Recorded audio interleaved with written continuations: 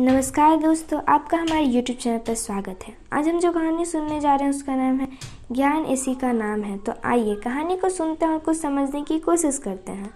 एक दिन बुद्ध प्रवचन दे रहे थे कि एक व्यक्ति जो कि काफ़ी मोटा था और भोजन की अति से परेशान था, उसने बुद्ध से दीक्षा देने की गुजारिश की।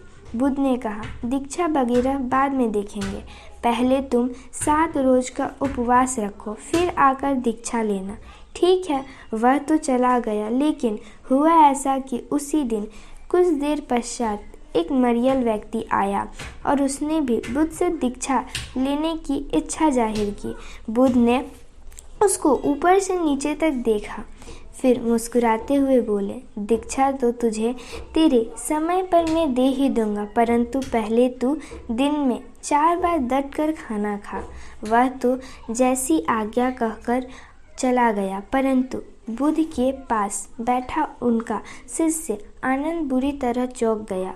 उससे रहा ना गया और उसने पूछा, प्रभु, यह रहस्य क्या है? दीक्षा होने के लिए आप एक को उपवास का कह रहे हैं और दूसरे को डटकर खाने की सलाह दे रहे हैं।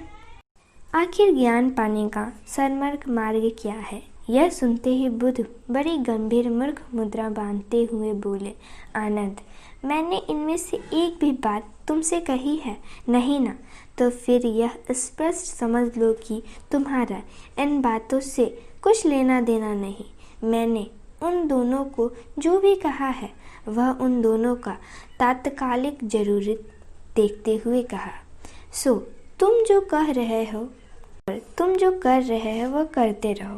दोस्तों, यह स्पष्ट तौर पर समझ लें कि धर्म का उद्देश्य मनुष्य के जीवन को आनंद, शांति और मस्ती से भरना है और उस हेतु सीधे सीधे तौर पर सारे ज्ञानी 2 प्रकार की बातें करते हैं।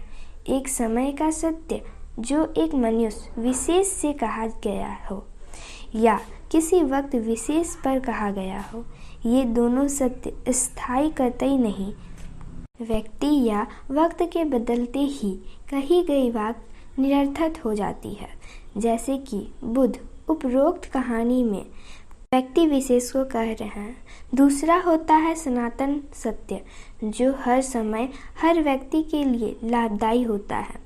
जैसे बुद्ध का सर्वार्थिक चरित्र वर्तव्य अपने दीप स्वयं बनो, अर्थात मनुष्य हो तो आश्रय खोजने की बजाय अपनी मेहनत व बुद्धिमानी से अपनी मंजिल स्वयं सर करो। लेकिन दुर्भाग्य से ज्ञानियों द्वारा कहे गए सनातन सत्यों पर कोई ध्यान नहीं देता है और समय के सत्यों को आज भी कंधे पर सब ढोए जा रहे हैं। सच कहा जाए तो यही मनुष्य की बर्बादी का सबसे बड़ा कारण होगा। आप समझदार हैं और उम्मीद करती हूँ कि आप ज्ञानियों द्वारा कहे गए सनातन सत्यों और समय के सत्यों का भेद जानकर जीवन को सही दिशा देंगे। धन्यवाद दोस्तों, फिर मिलेंगे एक ऐसी ही समझदार कहानी के साथ।